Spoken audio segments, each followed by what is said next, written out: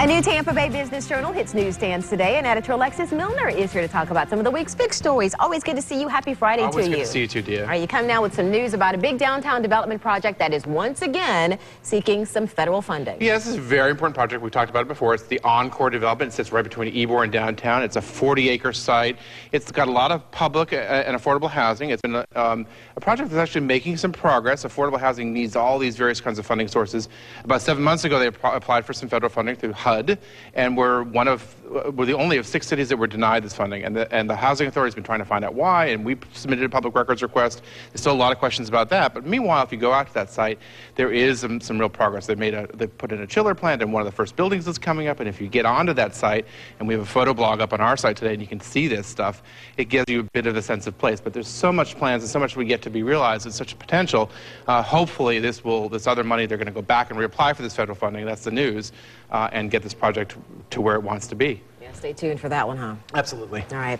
And also, the Labor Department is looking into a Tampa tech company that was promising to bring some big jobs to the Bay Area. Yeah, this is a very interesting story. It's about Savtira. It burst on the scene about earlier last year, and it's in Ybor City. It has a cloud e-commerce platform. It promised a whole bunch of jobs. It had hired a bunch of people, and it won the hearts of economic development officials and the mayor. And there's such an interest in trying to get these kinds of jobs. But what we found out is that, ironically enough, the Labor Department confirmed that they're investigating this company for missing a payroll, allegedly. The company says no investigation exists, so there's some discrepancy there between the two. But, you know, there's such an exuberance to kind of find a company that's going to bring the promise of jobs as this slowly recovering economy hits us. It's understandable that the economic development folks would have such high hopes, but maybe there's some issues there, and we're watching it very closely.